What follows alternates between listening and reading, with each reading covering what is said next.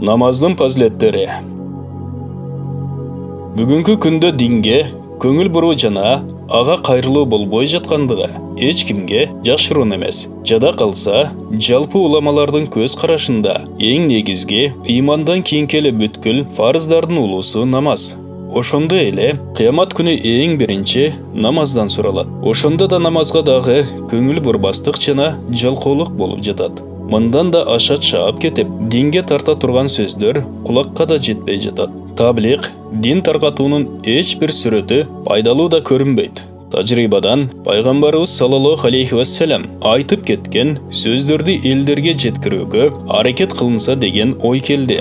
Ушул нерседе эгер кыйынчылыктар болсо да, бул мен үчүн чоң дөөлөт. Алла Таала буйрса, анын ыйык сөздөрү акылдуу инсандарга жана динге каршылыгы жок адамдарга жакшы таасир берет деген үмүттөмүн. Мындан сырткары, ушул иштин негизинде достордун бактылуу болуусуна үмүт өтө эле чоң жана таза ниеттүү досторумдун бул иш туурасында өтүнүчү да бар эле. Ошондуктан ушул кичинекей китепчеде намаз тууралуу бир нече хадистердин котормосун сунуш кылам. Себеби таблиq туурасында менин таблиq фазилеттери деген китепчем басылып чыккан. Мына ошол себептен таблиq туурасында экинчи китеп катарында намаздын фазилеттери деп атадым. Намаз окуган адамдар негизинен 3 түрдүү болушат. Биринчиси намазга башынан эле көңүл бурбайт. Экинчилери намаз окушкандар, бирок жамаат менен окуганга көңүл бурушпайт. Үчүнчү делинген адамдар намазды окушат жана жамаат менен дагы окушат, бирок көңүл бурбастан эптеп-септеп эле окушат. Ошого байланыштуу ушул 3 мазмунга ылайыкташтырып 3 бөлүктө баяндалып өтөт. Ар бир бөлүктө пайгамбарыбыз саллаллаху алейхи вассаламдан ыйык хадистери жана анын котормосу жазылган. Ошентсе да которгондо кеңейтүүгө жана жеңилдетүүгө көңүл бурулган. Бирок түшүндүрүү жана жакшы түшүнүү максатында түзмө-түз котормого толук көңүл бурулган жок.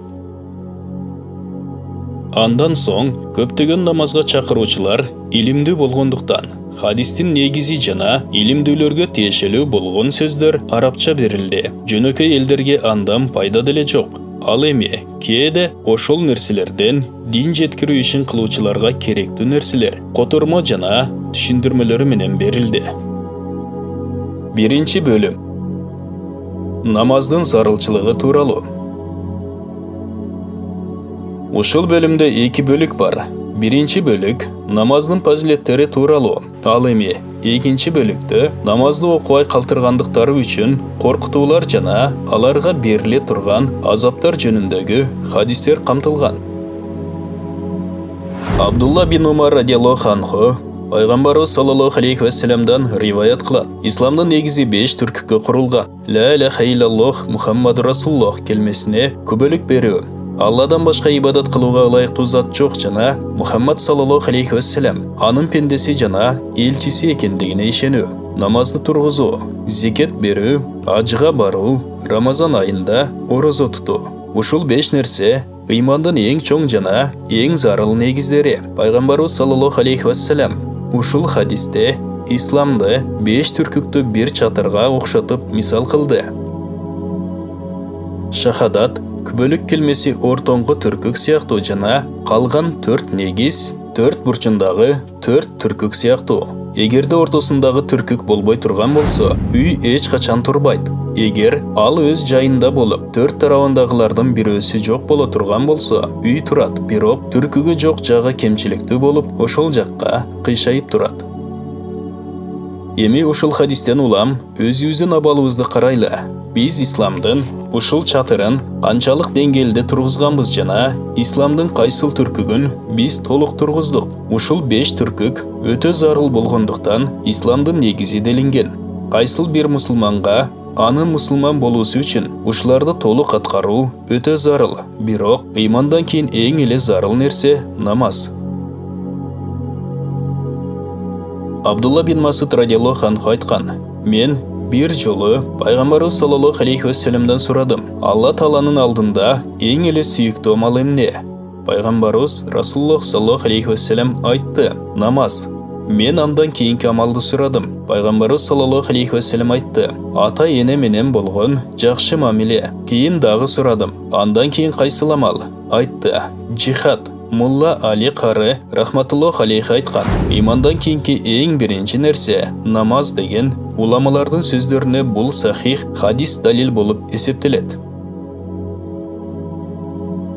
Ошондо эле бул төмөндөгү хадис менен да бекемделет. Алла Таала өзүнүн пенделерине дайындаган эң жакшы амалы бул намаз. Башка хадистерде жана сахих хадистерде да ушул мазмун ачыктан ачык келген. Силердин эң эле жакшы амалыңар намаз.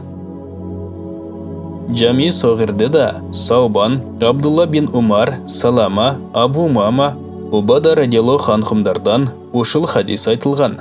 Абдулла бин Масуд жана Анас радиаллаху анхумаларда өз убагында намаз окуу эң абзел амал экендиги тууралуу айтылып кеткен. Абдулла бин Умар радиаллаху анхум жана Умму Фарва радиаллаху анхада намазды анын эң убагынын эң баштапкы мезгилинде окуу эң жакшы экендиги тууралуу айтылган. Кыскасы, булардын бардыгы бири-бирине маанилеш болгон сөздөр. Бул баян Фазаил амал китебинен алынды. Урматтуу мусулман бир туугандар, биздин Ихро медиа каналыбызга катталыңыздар.